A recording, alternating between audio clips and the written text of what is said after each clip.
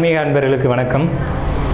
நாம் இப்போ இந்த வீடியோவில் என்ன பார்க்குறோம் அப்படின்னு கேட்டிங்கன்னா, கன்னி ராசிக்கு உண்டான ஆகஸ்ட் மாதத்துக்கான ராசி பலன்கள் பார்க்குறோம்.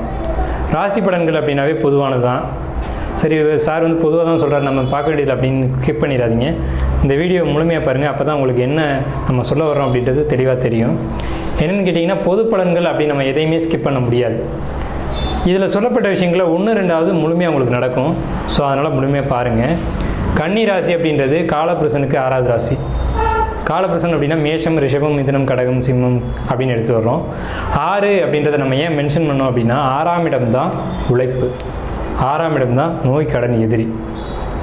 ஸோ கன்னி ராசியை பொறுத்த வரைக்கும் உழைப்பு அதிகமாக இருக்கும். யார் ஒருத்தர் உழைக்கிறாங்களோ அவங்களுக்கு நோய், கடன், எதிரி 3 விஷயம் இருக்காது. நோய் இருக்காது, கடன் இருக்காது, எதிரி இருக்காது. ஏன்னா அதுக்கு எதிரான விஷயந்தான் உழைப்பு. சரிங்களா? அப்போ இந்த கன்னி ராசிக்கு இந்த ஆகஸ்ட் மாதம் என்ன மாதிரியான பலன்களை கொடுக்கும் அப்படின்னு நம்ம கணிக்கிறதுக்கு முதல்ல நமக்கு கிரக நிலைகள் தேவை. இந்த ஆகஸ்ட் மாதத்துக்கான கிரக நிலைகள் தேவை. ஆகஸ்ட் மாதம் கன்னியில் கேது, ராசியிலேயே கேது. அடுத்து பார்த்திங்கன்னா 5ஆம் வீட்டு அதிபதியான சனி பகவான் 6ஆம் வீட்டில் வக்ரகதியில் இருக்காங்க. 6ஆம் வீட்டு சனி பகவான், 7ஆம் வீட்டு ராகு, 9ஆம் வீட்டு குரு, செவ்வாய், 10ஆம் வீட்டு யாரும் இல்லை, 10ஆம் வீட்டு அதிபதி 12ஆம் வீட்டில், 11ஆம் வீட்டில் சூரியன் இருக்காங்க. ஒரு 10 தேதிக்கு பிறகு 12ஆம் வீட்டில் வந்து ஆட்சி பலம் அடைகிறாங்க. அப்போ இதுதான் இந்த மாதத்துக்கான கிரக நிலைகள். கன்னி ராசிக்கு ராசியின் மேலே கேது. இந்த கேது என்ன பண்ணும் அப்படின்னா 2 விஷயத்தை பண்ணும். ஒன்று, தெளிவான சிந்தனை கொடுக்கும். சில நேரங்களில் சிந்தனையில் தடுமாற்றத்தையும் கொடுக்கும். ஏன்னு கேட்டிங்கன்னா, இந்த வீட்டு அதிபதியினுடைய நிலையை பொறுத்து தான் அதோடைய பலன்களை செய்யும்.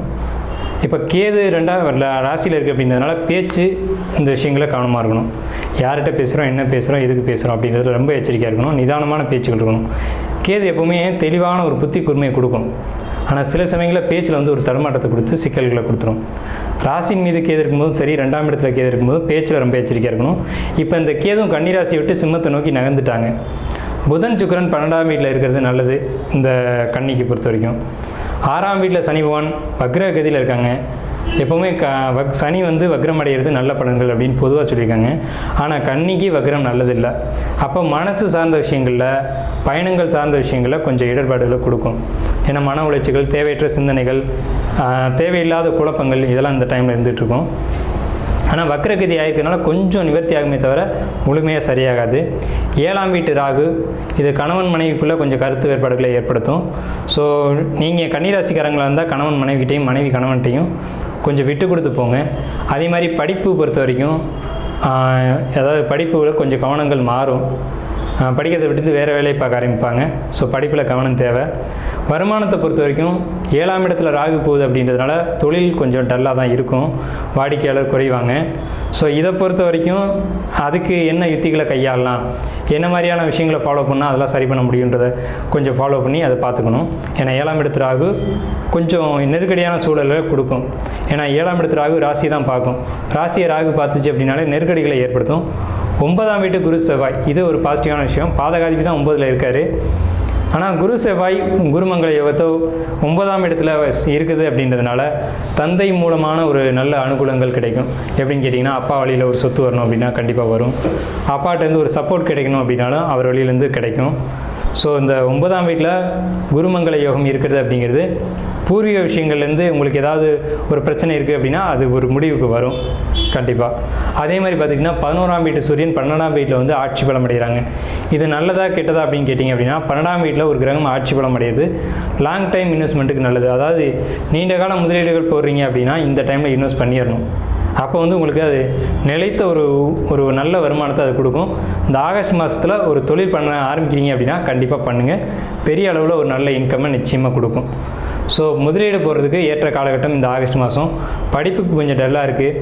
அதே மாதிரி யூக வணிகம்னு சொல்லக்கூடிய ஷேர் மார்க்கெட்டு, உயில் சொத்து, அதே மாதிரி எல்ஐசி போடுறது, இதிலலாம் உங்களுக்கு இன்கம் கொடுக்கும்.